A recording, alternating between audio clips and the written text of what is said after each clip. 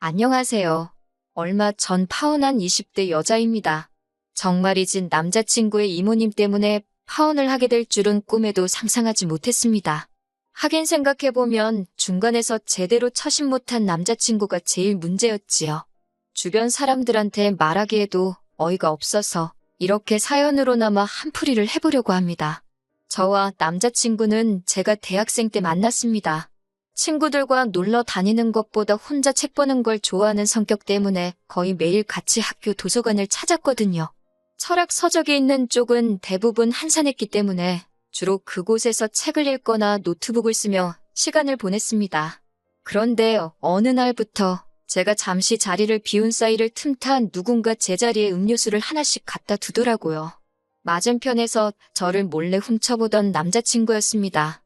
그렇게 저희는 인연을 키워나가기 시작했고 4년의 긴 연애를 거치고 결혼을 결심하게 되었습니다.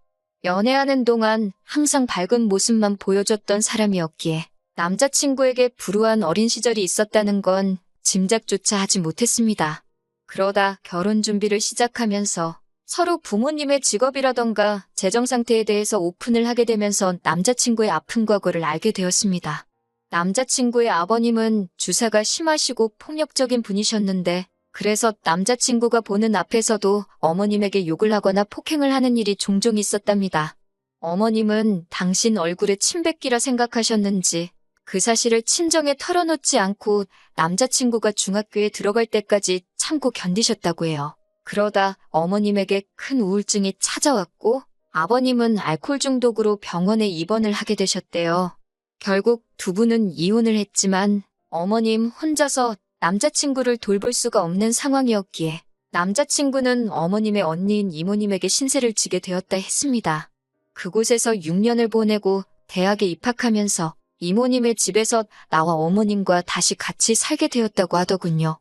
그래서인지 남자친구는 어머님한테 못지않게 이모님에게도 감사하다고 하더군요.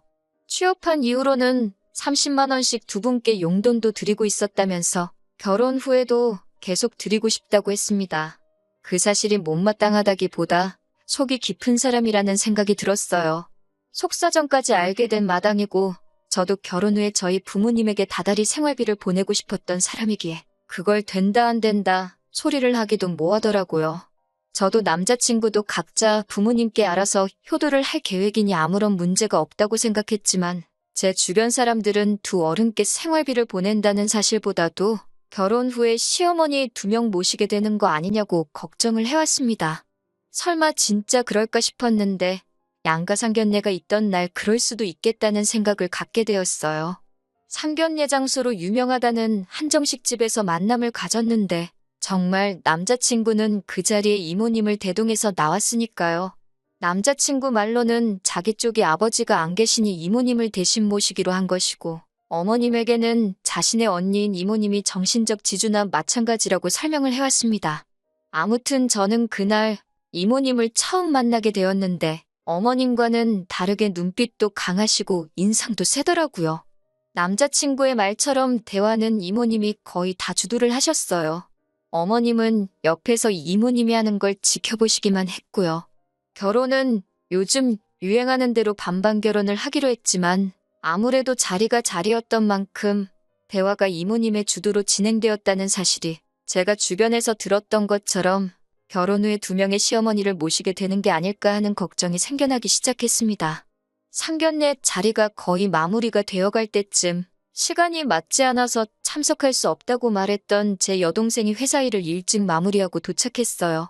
제 동생이지만 어려서부터 예쁘단 소리를 귀에 딱지가 앉을 만큼 듣고 자랐고 지금은 외국계 회사에서 일하고 있어요. 아무튼 제 여동생이 등장하자 순간 이모님 눈빛이 달라지는 걸 느꼈습니다. 그때는 그저 이모님 눈에도 내 동생이 엄청 예쁜가 보다 생각했지요. 얼마 지나지 않아 이모님의 관심은 저와 남자친구의 결혼에서 제 여동생으로 옮겨갔습니다. 이모님은 제 여동생에게서 눈을 못 떼시고는 계속 질문 공세를 퍼부으셨어요.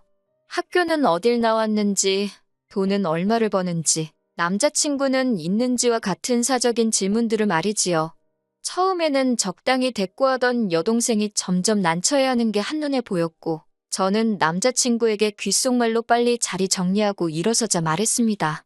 남자친구도 제 말 뜻을 알아들었는지 자기가 급하게 일이 생겨서 가봐야겠다며 이제 집에 돌아가자고 어른들을 재촉했습니다. 집으로 돌아오는 차 안에서 여동생은 그 이모님이란 사람 정말 이상하다며 저더러 이 결혼 꼭 해야 하냐고 물었습니다. 모시고 살 것도 아니고 괜찮다고 했어요. 하지만 친정 부모님도 정작 시어머니 될 분은 한마디도 안 하고 계시고 이모님이란 사람이 나서서 좌지우지하시는 게 조금 마음에 안 드셨다고 한마디 하시더군요. 이틀 뒤 남자친구와 데이트를 하려고 만났습니다. 상견례 자리에서 있었던 일들을 이야기하다가 이모님 얘기가 나왔어요. 저는 왜 이모님이 이래라 저래라 간섭을 하시는 거냐고 사실 조금 불편했다고 솔직하게 털어놓았습니다. 남자친구는 자기도 그 행동에 대해서 짐작가는 바가 있다고 하더라고요. 남자친구 말이 이모님에게는 남자친구보다 10살이 많은 아들이 하나 있대요. 몇 년 전에 결혼을 했는데 반년도 못 살고 여자가 이혼하자고 달라들었답니다. 주변 사람들한테는 성격 차이라고 했지만 자기가 사촌형한테 들은 바로는 이모님이 그 여자를 쥐잡듯 잡으며 시집살이를 시켰다더군요. 결국 사촌형은 이혼을 하게 되었고 이모님은 그 여자에게 위자료로 1,000만 원을 주기까지 했다고 합니다. 그러면 더 자중하셔야 하는 거 아니냐고 물으니 남자친구가 그건 우리 생각인 거고 이모님 입장에선 2번 다시 그런 꼴을 안 보기 위해선 가능한 있는 대로 제 길을 눌러놓으려고 하셨던 것 같다고 했습니다. 제가 남자친구랑 결혼한다고 해서 이모님 며느리가 되는 것도 아닌데 남자친구 이야기를 듣고 있자니 어이가 없더라고요. 그래서 주변에서 이모님까지 제가 2명의 시어머니를 모시게 될 것이라는 말을 몇 번 들었다고 솔직히 그것 때문에 요즘 생각이 많다는 사실을 말해줬습니다.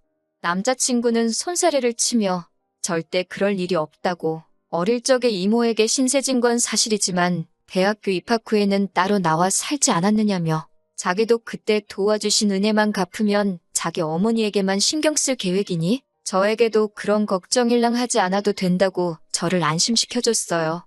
솔직히 믿업지는 않았지만 자기가 그러겠다는데 제가 믿는 것 말고는 더 할 말이 없더라고요.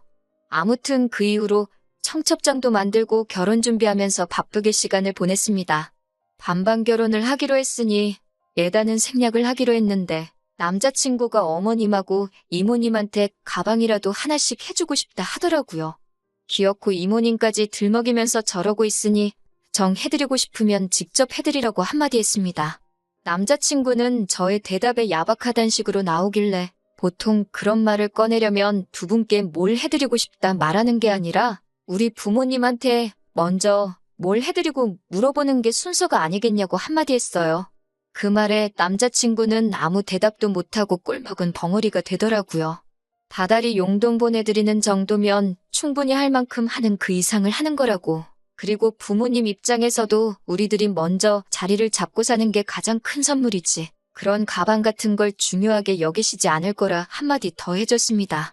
남자친구는 끝내 못마땅한 얼굴이었지만 더 이상 뭘 해드리고 싶다는 말을 꺼내진 못하더라고요. 그리고 결혼식을 몇 주 남겨두지 않은 무렵이었습니다. 제 여동생이 어두워진 얼굴로 저에게 기니 할 이야기가 있다 하더라고요. 그리고 동생에게서 충격적인 이야기를 전해 듣게 되었습니다. 저 몰래 남자친구의 이모님이 여동생에게 연락을 하고 계셨더라고요. 연락처를 어떻게 알고 연락을 하신 거냐 하니까 상견례 날 화장실에서 물어보시길래 알려드렸다 했습니다. 뭐라고 연락을 해오신 거냐니까 처음에는 동생 다니는 회사 앞까지 오셨다며 저의 결혼 이야기를 빌미로 할 이야기가 있다고 동생을 불러내셨대요. 제 이야기라고 하니까 당연히 나가서 만났는데 막상 만나니 제 이야기는 안 하고 자꾸 여동생에 대해서 꼬치꼬치 묻더랍니다. 그런 식으로 제 이름을 팔아서 몇 번 더 여동생을 불러냈었고 나중에는 여동생도 나가봤자 불편하기만 하다는 걸 알았기에 핑계를 대면서 자리를 피했다고 하더군요. 그러다 하루는 남자친구의 이모님께서 자꾸 이런 식으로 나오면 저희 결혼을 반대할 거라며 반협박식으로 연락을 해오셨다는 거예요. 동생은 저랑 남자친구가 어떻게 연애해왔는지 가장 옆에서 지켜본 사람으로 저희가 서로를 많이 사랑하는 걸 누구보다 잘 알고 있었기 때문에 자기 때문에 결혼이 깨질까 두려웠다고 합니다. 남자친구에게 또 다른 어머니 같은 존재라는 사실도 알고 있었으니 어쩔 수 없이 이모님을 만나게 되었다고 합니다. 그런데 그때는 웬 남자를 한 명 데리고 나왔더래요. 이혼당했다던 이모님의 아들이었어요. 저는 거기까지만 듣고도 화가 머리 끝까지 나서 참을 수가 없었습니다. 하지만 이야기는 거기서 끝이 아니었어요. 그 이모님 아들은 여동생이 싫다 하는데도 더도 말고 덜도 말고 딱 10번만 만나보라며 집요하게 연락을 해오더랍니다. 이모님까지 자기 아들이 이렇게 좋아하는 여자는 처음 봤다며 하늘이 맺어준 인연이라고 기왕 만난 거 10번만 만나보라며 부담을 주셨고요. 어쩔 수 없이 어거지로 10번을 만났는데 정말 호감이 하나도 안 생기더래요. 그래서 이제 연락하지 말라고 하니까 이모님이 당신 아들 꼬셔놓고 책임 안 진다고 회사까지 찾아와서는 저런 여자는 잘라야 한다고 난동을 피웠대나 봐요.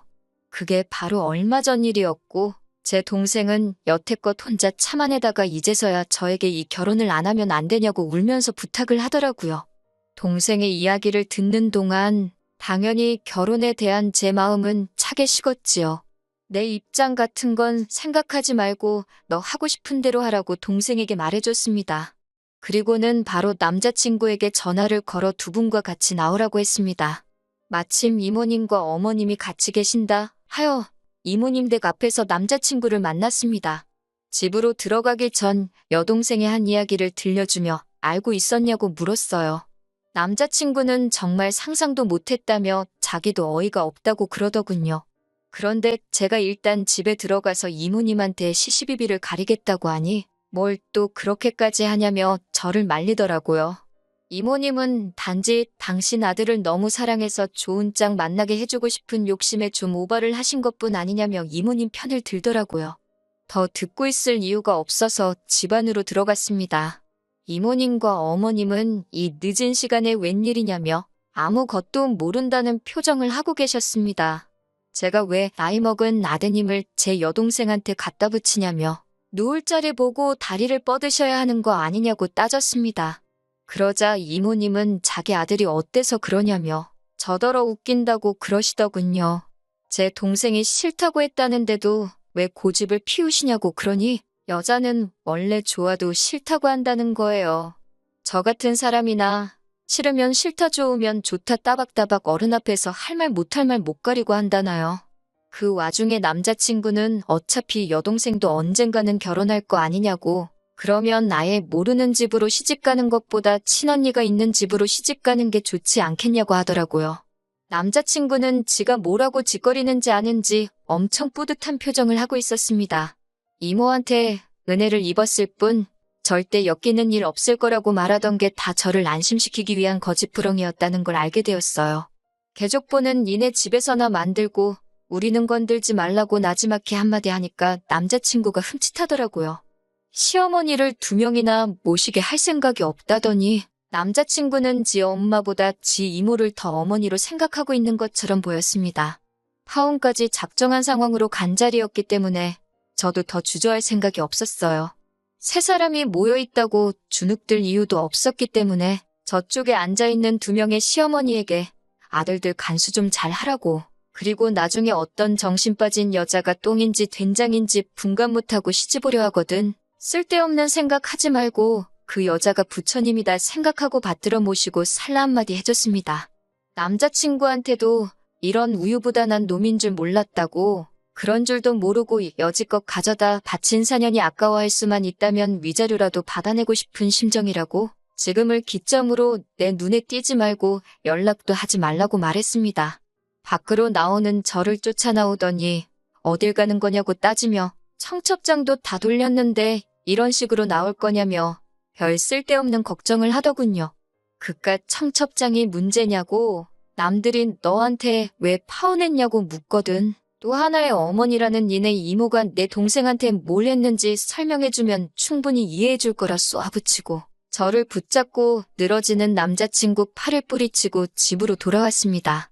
남자친구는 제 여동생 때문에 왜 우리가 헤어져야 하느냐고 아직도 상황 파악도 못하고 있길래 목 위에 달려있는 게 머리통이 맞으면 그게 정말 내 여동생 때문인지 아니면 너랑 너네 가족들 때문인지 충분히 이해할 거라고 말하고 뒤도 돌아보지 않고 집으로 돌아왔습니다.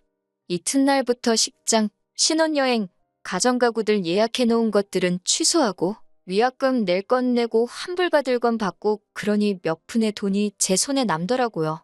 남자친구한테 계좌번호 보내라고 절반은 보내주겠다 했는데 그 돈이라도 건지고 싶었는지 잽싸게 계좌번호를 불러주더라고요. 그 돈을 안 줘도 됐겠지만 하나도 아깝다는 생각이 들지 않았습니다. 왜냐하면 며칠 뒤에 남자친구의 이모를 명예훼손으로 고소하고 그 이후에도 정신 못 차리고 제 여동생에게 연락하던 그 자식을 스토킹으로 신고했거든요. 회사까지 찾아와서 난동을 부려준 탓에 절차가 아주 수월했습니다. 고소했다는 사실을 전하니 뭐 믿는 구석이 있는지 마음대로 하라고 빈정거리더라고요. 하지만 그런 허세도 잠시 며칠 뒤에 합의 좀 해달라고 연락이 왔어요. 그렇게 센 척을 하더니 나중 가서는 합의금을 조금만 깎아줄 수 있냐며 비굴하게 나오더라고요. 정신적 피해 보상까지 요구하겠다. 으름장을 놓으며 한 푼도 깎아주지 않고 고스란히 합의금을 받아냈습니다. 정신 못 차리고 여동생에게 연락하던 한심한 사촌형도 사과를 해왔지만 결국 접근금지 명령 처분을 받게 되었고요. 그 이후로는 솔직히 신경 쓰지 않고 살고 있습니다. 여동생도 지금은 많이 안정을 되찾았고 좋은 남자친구도 생겼더라고요. 그 모자한테 시달린 걸 옆에서 지켜본 동료가 자기가 지켜주고 싶다며 고백을 해왔다나요. 그리고 저는 당분간은 누굴 만나고 싶은 생각이 없습니다. 연애하느라 가지지 못했던 혼자만의 시간을 즐기면서 지내보려고요.